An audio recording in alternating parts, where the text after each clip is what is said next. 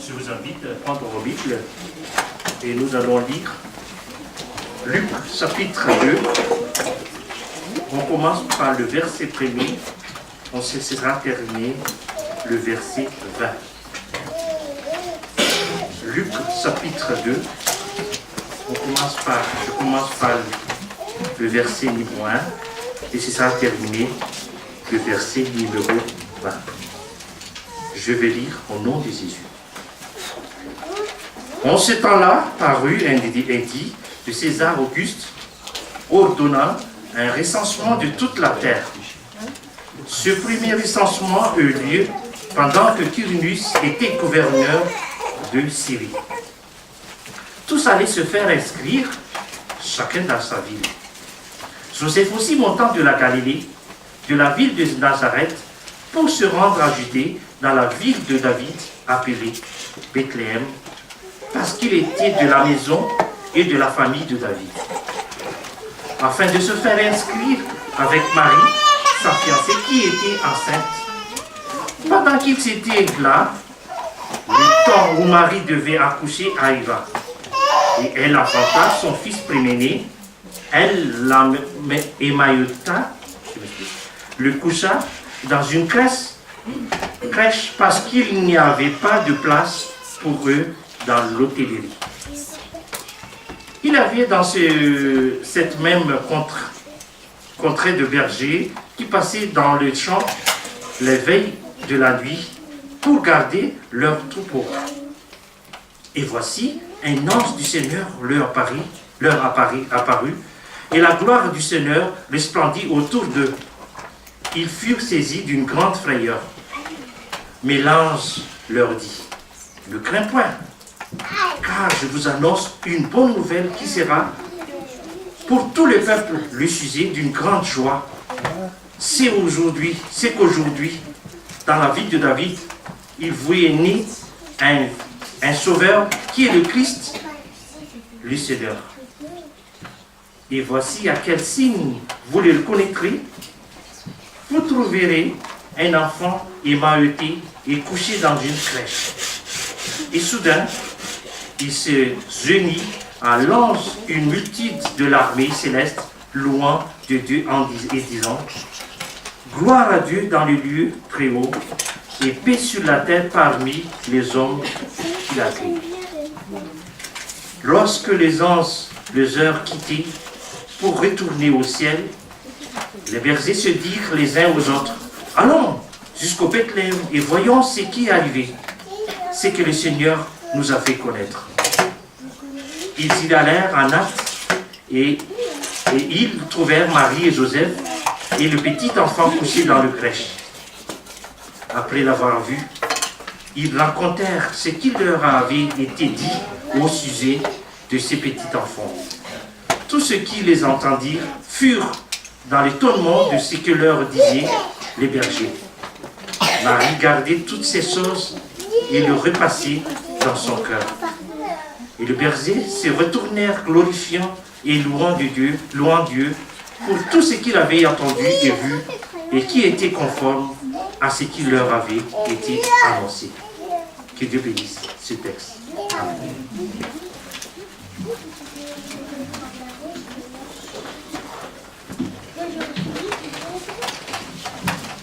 Bonjour à tous. Aujourd'hui, bien évidemment, à chaque fois qu'on sait l'essentiel, on va dans la liste qu'on doit prêcher. La première question que toujours on se pose, de quoi on va prêcher? Quelquefois, ça peut devenir dans un contexte facile ou quelquefois dans un contexte difficile. Je pourrais dire cette fois, pas vraiment facile, mais au moins plus direct en fait, parce que vu le contexte de ce qu'on est en train de vivre à ce moment-là, je me suis dit, prêcher de la naissance de Jésus-Christ va entrer 100% dans le contexte, sachant qu'il y a un bon morceau, une bonne partie de ce monde qui vont fêter dans quelques jours la naissance de Jésus-Christ. Même si certains, un autre bon pourcentage de ceux qui vont fêter cette journée spéciale, ils vont peut-être pas se rendre compte de ce qu'ils sont en train de faire en fait. Alors aujourd'hui, je vais un peu attaquer ce sujet que si bien on l'a déjà vécu un peu, et puis merci Karine Lekwane qui nous a dirigés dans cette journée de naissance de Jésus-Christ qu'on a vécu tous ensemble avec tous nos amis visiteurs qui nous ont accompagnés. Alors aujourd'hui, on va entrer dans le même contexte. C'est pour ça que la lecture biblique, elle était pour nous introduire en fait dans ce message de ce matin. Et c'est vrai que j'ai très souvent écouté des prédications de Luc chapitre 2, et à chaque fois qu'un prédicateur prend ce morceau-là, on se concentre toujours sur un verset. Vous savez lequel? Il y a un verset clé dans ce texte qu'on vient de lire, qu'on a déjà entendu prêcher plusieurs fois. À ce moment qu'il a entendu prêcher, c'est le verset 11. Vous avez déjà entendu prêcher le verset 11. C'est qu'aujourd'hui, dans la ville de David, il vous est né un sauveur, qui est le Christ et le Seigneur, bien évidemment, parce que c'est le cœur du texte. C'est la partie principale du texte de ce qu'on vient de lire. C'est la bonne nouvelle d'annoncer que Jésus-Christ est né dans cette terre. Mais comme vous savez, quelquefois, j'aime bien aussi chercher la partie compliquée. Je me suis dit, je ne vais pas me concentrer sur le verset 11, sinon je vais me concentrer sur un verset encore plus compliqué, mais facile, mais compliqué à la fois. Alors c'est le verset 14. Et pourquoi j'ai dit compliqué, je vous explique. En effet, gloire à Dieu dans les lieux très saints et pas sur la terre parmi les hommes qui les agréent. En effet, parce que quand j'ai commencé à chercher de quel sujet nous allons parler ce matin, j'ai trouvé que c'était un verset conflictif en fait, parce qu'il y a une mauvaise traduction. Alors je me suis dit, pourquoi il y a une mauvaise traduction? Alors je me plongeais à chercher toutes les traductions possibles, aller chercher même sur le texte original pour essayer de trouver la bonne phrase, comme il aurait dû être écrit cette verset. Et puis bien évidemment, je commence toujours avec la Bible en espagnol parce que c'est facile. Et puis déjà en espagnol, on a comme en français plusieurs traductions de Bible. Il y a une des versions traduites en espagnol, que c'est une Bible qu'utilise l'Église catholique, qui est considérée comme la meilleure traduction, la plus proche au texte original en fait. Alors je me suis basé sur cette ligne pour pouvoir étudier ce verset. Et puis après, je suis allé voir les versions en français pour voir qu'est-ce que j'ai trouvé. Ah bah forcément, avec beaucoup de variations entre un verset et un autre. Et après, vous allez me corriger après le culte, hein, si je me trompais ou pas. Mais entre tout ce que j'ai trouvé sur l'Internet, j'ai vu que la version Osterwald, c'est une des traductions connues comme bien fait, ou bien proche à la réalité, surtout dans les textes conflictifs, en fait. Alors, je vais lire les versets dans la version Osterwald. Comme ça, vous allez faire la comparaison par rapport à la version que vous avez dans votre Bible en papier. Gloire à Dieu. Jusqu'à là, on va bien. Gloire à Dieu dans les lieux très hauts. Très hauts. Très haut. Pardon, très haut. Gloire à Dieu dans les lieux très hauts. Paix sur la terre. Bonne volonté envers les hommes. Ça commence à changer un peu la version classique. Alors, comme d'habitude, je vais faire la méditation sur les trois petits sujets. Gloire à Dieu dans les lieux très hauts, paix sur la terre, et troisième sujet, bonne volonté envers les hommes. Et juste pour introduire, en fait, il faut déjà entrer dans le contexte, savoir comment on est arrivé jusqu'au verset 14. Et puis je vais commencer un petit peu plus juste après la naissance, parce que c'est les bergers qui sont été dans les champs. Ils disaient que c'est les bergers qui gardaient ces troupeaux, mais ils travaillaient dans la nuit, en fait. Hein? Et j'imagine ces bergers-là, si on se prend dans les contextes, en fait, on a une image, un autre jour on parlera de ces images, mais on va parler de cette image-là, les bergers qui sont été dans les champs en pleine nuit, et puis un ange qui apparaît pour lui parler. Et puis le texte a marqué qu'ils ont eu peur, en fait. Hein. Je me suis dit, c'est clair, hein, je ne sais pas combien de vous étiez déjà en pleine montagne, en pleine nuit, tout seul, peut-être à côté d'un feu de camp, avec ses amis en train de discuter, et d'un seul coup, quelqu'un qui apparaît. C'est déjà un peu surprenant. Mais ce qui a accompagné cet ange qui est apparu pour lui parler, pour lui donner la bonne nouvelle, en fait, il n'est pas venu tout seul après. Qu'est-ce que disait le texte qu'on venait de lire? Une multitude. Une armée céleste. Une armée céleste qui venait pour glorifier le Seigneur. Et vous savez que j'ai trouvé dans la Bible, il y a seulement 3 cantiques célestes, ou 3 cantiques, je n'ai pas trouvé les bons mots en français. Est-ce que je peux dire un cantique angélique ou angélical? Angélique. angéliques. 3 cantiques angéliques. Un se trouve dans Isaïe chapitre 5 et 6. Le deuxième se trouve, celui qu'on vient de lire, verset 14. Et puis les troisièmes, c'est les plus connus, hein, au moins c'est les plus connus pour moi, que je connaissais bien, c'est Apocalypse chapitre 5. Hein. Alors, pour s'imaginer ce contexte des anges, j'essayais de voir comment ils sont arrivés aussi jusqu'à là, cette multitude des anges d'armée. D'accord? J'ai trouvé aussi, en étudiant cette leçon-là, quand il s'agit de l'armée de Dieu, il aurait pu venir à annoncer la colère de Dieu. Si on commence à chercher la colère de Dieu dans l'Ancien Testament, ça mérite peut-être une autre étude. Mais cette fois, ils ne sont pas venus pour annoncer la colère, ils sont venus pour annoncer la gloire de Dieu. Alors j'imagine déjà dans le ciel, un ange qui se lève et qui demande, les volontaires, qui est prêt pour aller chanter la gloire de Dieu? Comment s'imaginez-vous cette scénette dans le ciel? Je pense, ou peut-être les seuls, je ne sais pas comment ils ont fait la signe pour dire, je veux aller. Parce qu'il s'agissait aussi quand même d'un moment vraiment important dans toute l'histoire de l'univers. D'aller chanter pour la naissance de Jésus-Christ, le Fils de Dieu, pour rendre gloire à Dieu. Un jour, nous allons aussi peut-être chanter avec cette armée céleste, hein, dans l'Apocalypse 5 peut-être, ou même dans le ciel. Je vais confesser un secret personnel. L'année dernière, 2016, dans cette même période, on avait à l'église d'Épinal une chorale. Vous vous souvenez? Pour ceux qui sont chantés à la chorale d'Épinal. Et puis on était demandé, sollicité à chanter un chant de Noël ici devant l'église. Vous vous souvenez de cette journée-là? Et puis dans cette chorale-là, en fait, on avait juste une particularité qu'on n'avait pas beaucoup de voix d'hommes pour accompagner la chorale. Et puis moi, j'étais un très mauvais participant de cette chorale. Je suis venu 2 ou 3 fois dans la répétition. Alors dans son cours, on se trouve dans l'invitation, il faut chanter devant l'église. Et je dois reconnaître que j'ai passé avec toute la chorale ici.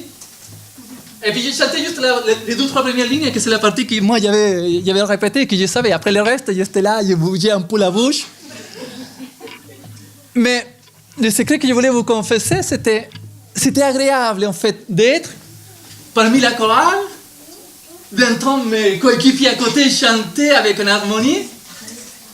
Et je me suis dit, waouh, mes filles qui me connaissent bien quand je chante à la maison, mon père me demandait toujours à quelle heure je finissais de chanter parce qu'il ne pouvait plus. Alors, j'imagine un jour dans ce ciel, avec cette armée céleste, en train de chanter. Peut-être que, je ne sais pas si ma voix va être améliorée à ce moment-là, mais je crois que je vais peut-être fermer ma bouche juste pour écouter cette armée céleste chanter à côté de moi. Ou peut-être que je vais chanter. Je ne sais pas. Mais bon, c'est juste pour introduire ce contexte de cette multitude des anges qui sont venus pour glorifier le Seigneur.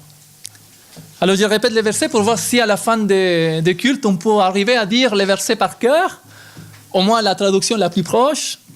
Gloire à Dieu dans les lieux très hauts, paix sur la terre, bonne volonté envers les hommes. On commence rapidement.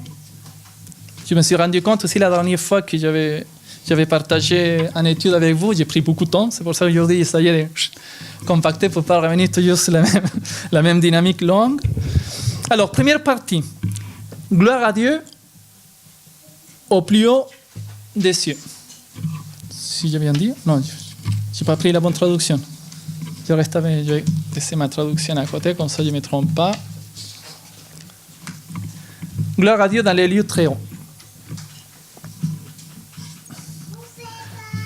Quand les anges, quand cette multitude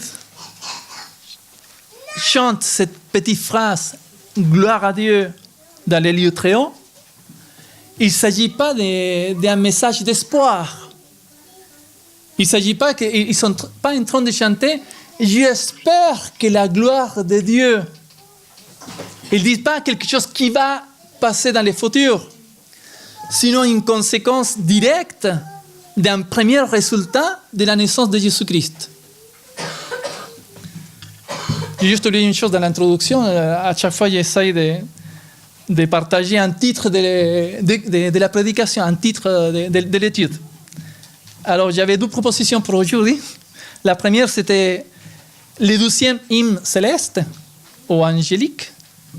Ou sinon, peut-être le plus adéquat à la méditation, c'est les 3 premiers résultats de Noël, ou les 3 premières conséquences directes de Noël, ou de la naissance de Jésus. Alors la première, c'était gloire à Dieu, quelque chose qui est déjà là, parce que Jésus-Christ vient de naître. Les anges, ils viennent sur la terre, ils glorifient le Seigneur. Ils vont donner la gloire au Dieu. De la même manière comme le Seigneur était glorifié dans la création pour sa puissance, par sa sagesse, cette fois, il était glorifié par l'incarnation de Jésus-Christ dans cette terre, pour cet acte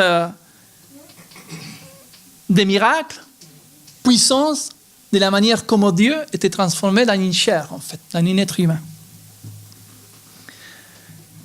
Et je voulais évoquer dans cette première partie, gloire à Dieu, pour ceux qui sont suivis à l'époque les histoires de David, dans Samuel, la raison finale. Si je dis les résultats ultimes, ça vient dit.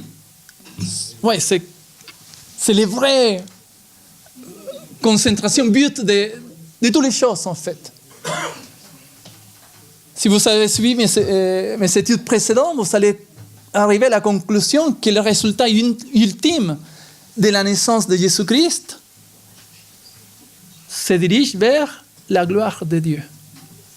Ça, c'est difficile à s'imaginer parce que quelquefois, nous, on se sent que c'est pour nous, en fait. Mais nous, on est la conséquence de ce premier résultat ultime. Dans les premiers chants célestes, dans Isaïe, les anges chantaient « Saint, Saint, Saint est l'Éternel des armées. Toute la terre est pleine de sa gloire. » Je vous invite à ouvrir Apocalypse 5, comme ça, vous allez lire les 12e chants.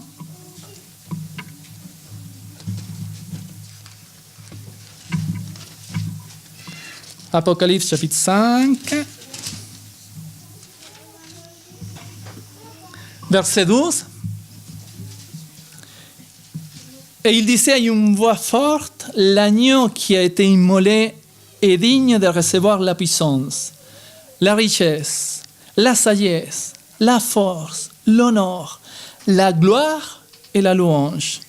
Et toutes les créatures qui sont dans les ciels, sur la terre et sous la terre, sur la mer et tout ce qui se trouve, je les entendis qui disaient, à celui qui est assis sur le trône, ça veut dire Dieu, et à l'agneau, soit la louange, l'honneur, la gloire et la force au siècle des siècles.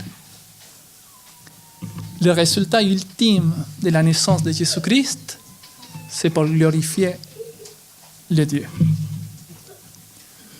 Juste pour confirmer ce qu'il vient de dire, pour pas que vous disiez que c'est ça, avec un verset, il a arrivé à une conclusion, je vous invite à ouvrir Philippiens. Chapitre 2.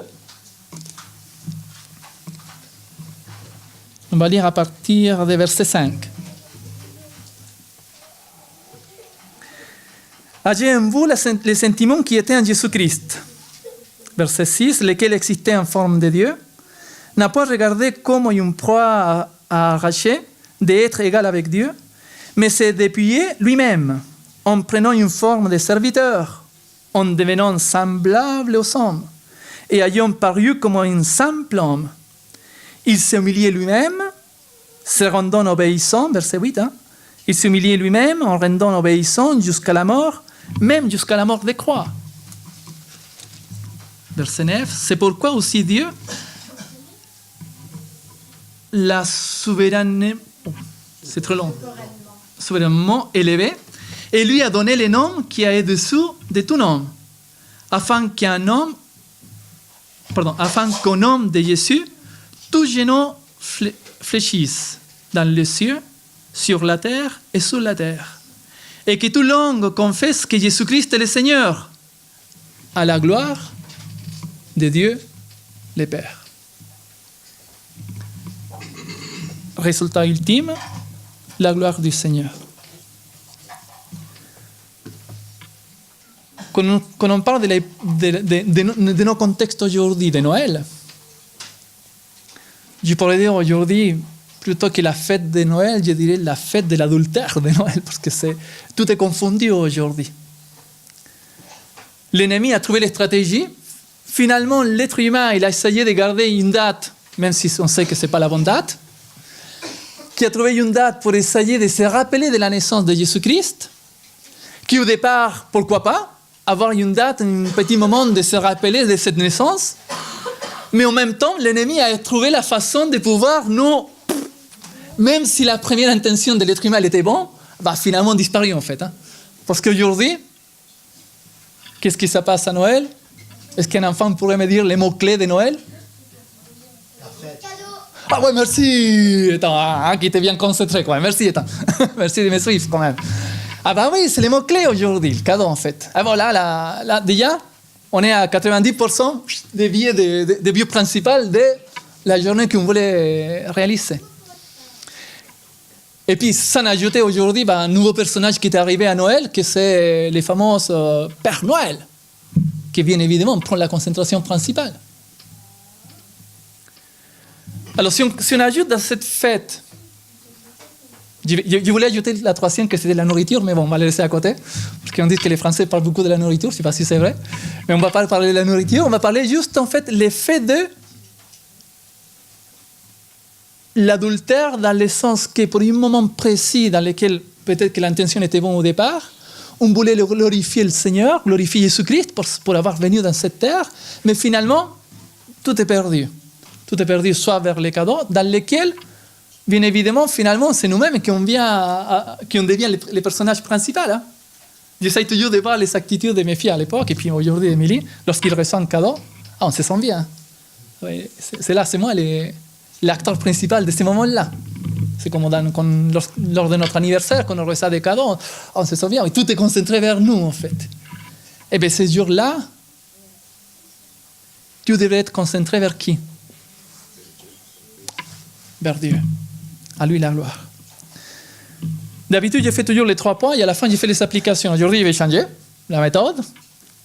Je vais faire les points et l'application directe. Comme ça, on fait 3 points, 3 applications. Et je regarde l'ordre pour aller plus vite. Première application, pour nous, ça devrait nous donner beaucoup de confiance de savoir que les premiers résultats directs de la naissance de Jésus-Christ, c'était la gloire de Dieu. Parce que ça va nous aider à comprendre tout ce qui se passe dans notre vie aujourd'hui. Lorsqu'au moment que nous, on se met à disposition du Seigneur, lorsque nous, on donne notre cœur au Seigneur, on entre déjà dans la bénédiction de la foi, dans la bénédiction de la naissance de Jésus-Christ. Et à ce moment-là, nous devons savoir que tout ce qui s'arrive dans notre vie, c'est pour la gloire de Dieu. Si je reviens à les études précédentes, vous vous souvenez de la providence parfaite de Dieu? On se pose toujours la question, quelquefois, justement, ça fait pas la semaine dernière, j'étais avec ma maman. Il a eu, vous savez, son appareil dans l'oreille, mais il a eu une otite, et alors il ne pouvait plus écouter, en fait. Alors on était presque en langage des signes pendant plusieurs jours. Et puis à un moment donné, ma maman, dans sa souffrance, en fait, parce que vous savez qu'on a l'otite, c'est un petit bruit dans les oreilles qui est interne, alors c'est dur à supporter pour ceux qui sont déjà vécus. Hein? Ouais, exact. Et puis ma maman, on était tous les deux assis dans son lit, en fait, et puis il me pose une question difficile, je dirais.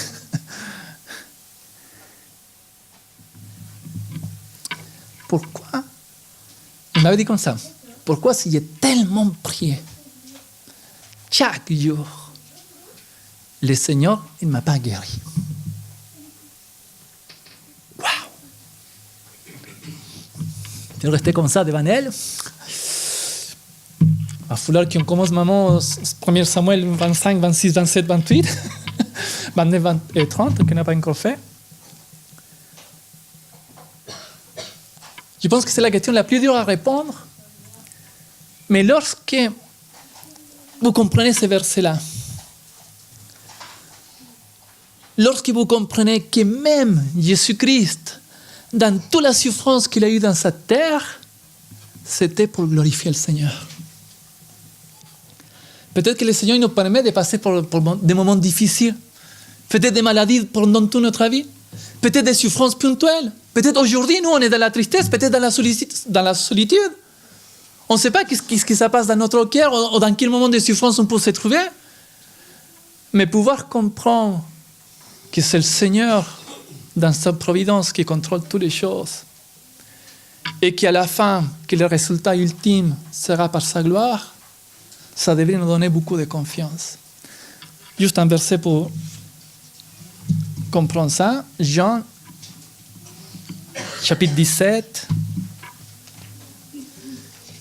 Quelques heures peut-être avant la crucifixion. Jean, chapitre 17, verset 1. Après d'avoir parlé ainsi, Jésus leva les yeux au ciel et dit, « Père, l'heure est venue. Glorifie ton Fils, afin que ton Fils te glorifie. » Un jour, nous aussi, on sera glorifiés pour un résultat ultime qui sera la glorification. Je n'ai pas trouvé le mot. Pour glorifier le Seigneur, pour glorifier notre Dieu. Deuxième point, paix sur la terre. Gloire à Dieu dans les lieux très hauts, paix sur la terre. Vous savez, quand j'étais plus jeune, ça m'a beaucoup perturbé ce verset-là parce que je pense que moi, j'étais comme tout le monde. Quand on prend les versets comme ça direct, sans trop réfléchir, sans trop avoir étudié, on s'imagine que la naissance de Jésus-Christ, la conséquence directe, c'est la paix sur la terre. Vous savez déjà, j'imagine, regardez peut-être le journal, soit à la télé, soit en papier, soit sur le téléphone, sur la tablette. On dirait qu'aujourd'hui, on n'a pas la paix sur la terre. J'ai fait juste une petite recherche Internet et je me suis dit, combien de pays dans le monde ils sont en paix? Ou combien de pays dans le monde ils sont en guerre? Au livre de guerre. Je n'ai pas trouvé la statistique 2017, mais j'ai trouvé celui de 2016. Alors, selon l'Institut pour l'économie et la paix, ça s'appelle l'IEP, un groupe de réflexion a élaboré un indice sur les 10 dernières années, et ils ont trouvé la liste des pays dans lesquels il n'y a pas de risque de guerre, ou c'est les seuls pays qui aujourd'hui sont en paix. Au moins jusqu'à l'année 2016. On va parler de 2017 parce que je n'ai pas les statistiques. Vous voulez connaître les pays en paix? Ils ne sont pas beaucoup. Hein? Ouais. Entre les autres, j'étais étonné parce que j'ai trouvé des pays que j'aime bien. Par exemple, Botswana, le Chili, Costa Rica, le Japon, l'île Maurice, Panama, Qatar, la Suisse, Uruguay et Vietnam sont les pays vierges de tout conflit, année 2016. Ils ne sont pas beaucoup, hein. Ils sont une dizaine seulement. Je ne sais pas combien de pays il y a dans le monde, je n'ai pas cherché les noms des pays, parce que je ne sais pas, je voulais... 232. Une dizaine sur 232.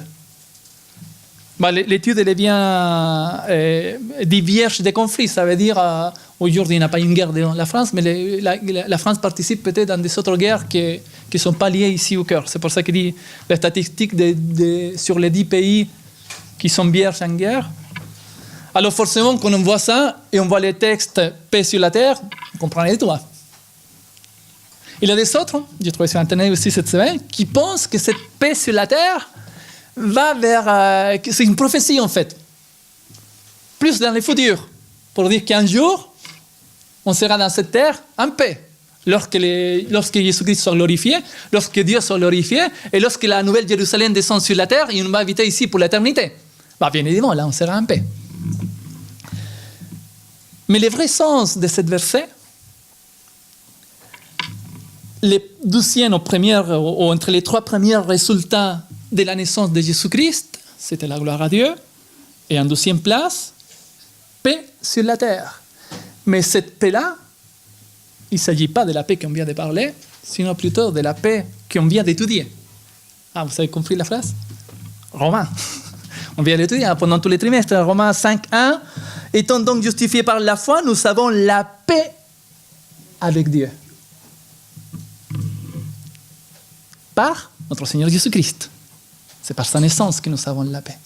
En effet, quand on parle de la paix ici, il ne parle pas de la paix des guerres dans les pays, sinon de la paix entre Dieu et nous-mêmes. J'avais commencé à préparer un jour, fini, la colère de Dieu. Parce que la colère, il parle beaucoup de la colère dans l'Ancien Testament. Alors Dieu il était en colère vers les hommes à cause du péché. Mais c'est grâce à Jésus-Christ qui est né dans cette terre que cette paix est venue aussi avec nous. Parce que c'est grâce à Jésus-Christ que le Seigneur il ne nous voit pas de la même façon. Que cette colère elle est finie vers nous. Bien évidemment, pour ceux qui croient en Jésus-Christ. Juste pour confirmer, pour pas que vous pensiez que c'est juste avec un verset. Colossiens, chapitre 1. Le livre de Colossiens, chapitre 1, et verset 19, 20, à partir du 19, on va lire. Car Dieu a voulu que toute plénitude habitât en lui. Il a voulu pour lui réconcilier tout avec lui-même, tant ce qui est sur la terre que ce qui est dans les cieux, en faisant la paix par lui, par le sang de sa croix. C'est par le sang de Jésus-Christ que nous avons la paix en Jésus-Christ, avec Dieu. C'est la raison pour laquelle Christ est né. Vous imaginez si on n'aurait pas eu la paix avec Dieu, qu'est-ce qui aurait devenu de nous? On revient à Romains. Qu'est-ce que dit Romains? La conséquence du péché? La paix? C'est la mort directe. Ça veut dire qu'on aurait dû peut-être mériter la mort, ça fait longtemps.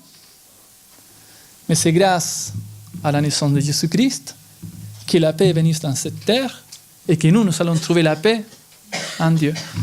En gros, c'est la justification pour la foi, par la foi. Nous avons Dieu, nous avons nous dans notre condition de péché qui mérite la mort, et Jésus-Christ qui est venu pour faire cette intersection entre Dieu et nous, pour nous donner cette paix.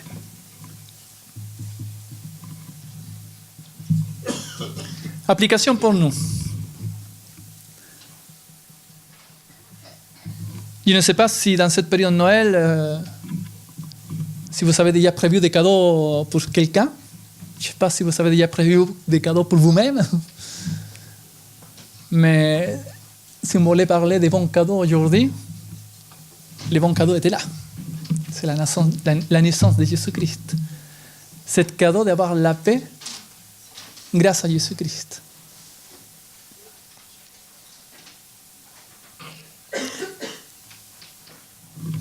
Si on se met dans un contexte sans paix, vous pouvez s'imaginer le diable qui va venir à côté de vos oreilles pour vous dire « Écoute, 2017 qui est passé, tu n'as même pas étudié la Bible, tu n'as pas prié assez, tu n'as pas fait des bons actes de religion, tu t'es occupé de toi-même. » Il pourrait nous envoyer des messages à un moment donné, on ne se sortira plus.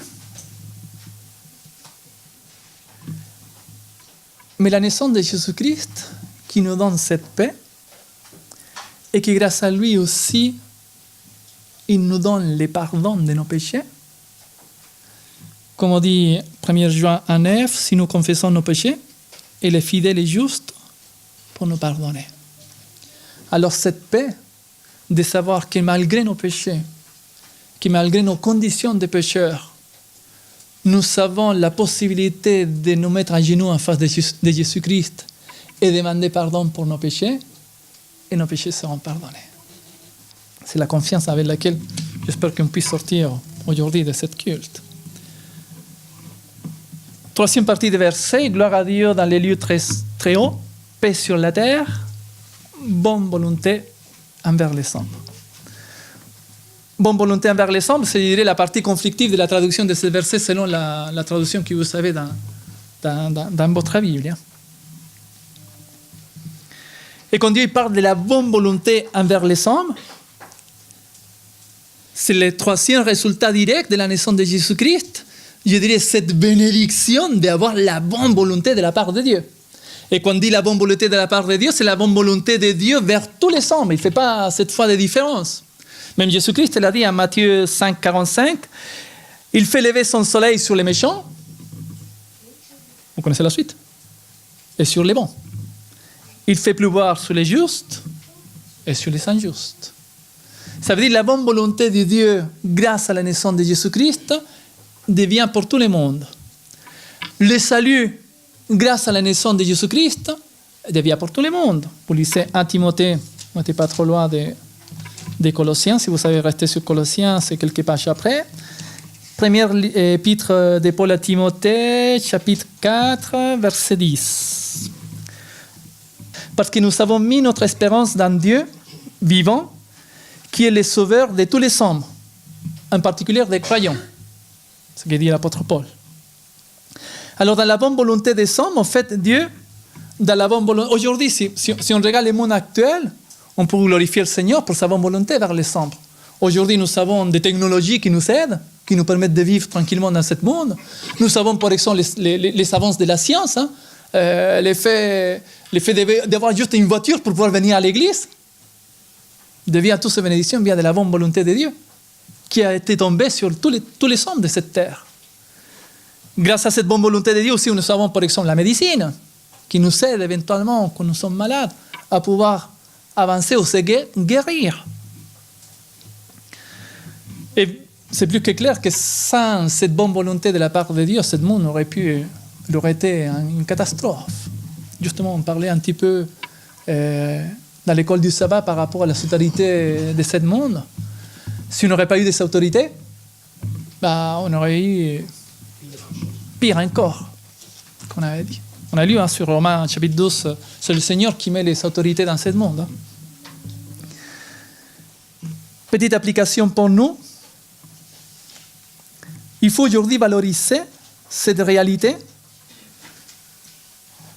de savoir que c'est par la bonne volonté du Seigneur que nous sommes ici, par exemple. C'est par la bonne volonté du Seigneur, dans sa providence parfaite, que nous avons rencontré le Jésus-Christ.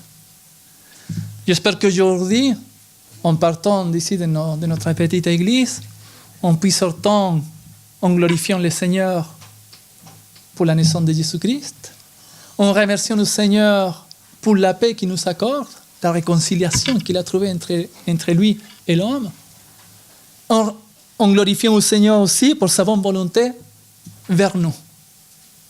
De pas seulement nous donner le confort ou de pouvoir vivre dans ce monde, sinon surtout la bonne volonté d'avoir donné son Fils Jésus-Christ pour nous avoir sauvés.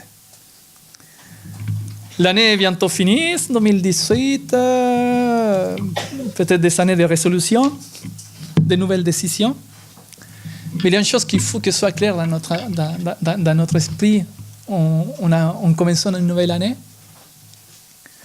C'est le Seigneur qui contrôle toutes les choses. C'est lui qui nous donne le bonheur comme les malheurs. C'est lui qui est dans notre vie.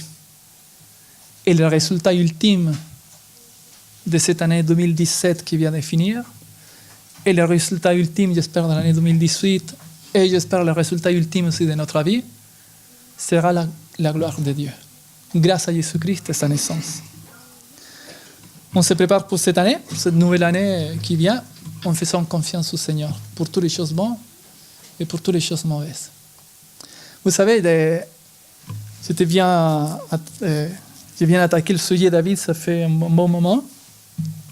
David a tout compris à la fin. Je l'ai déjà évoqué dans des prédications précédentes.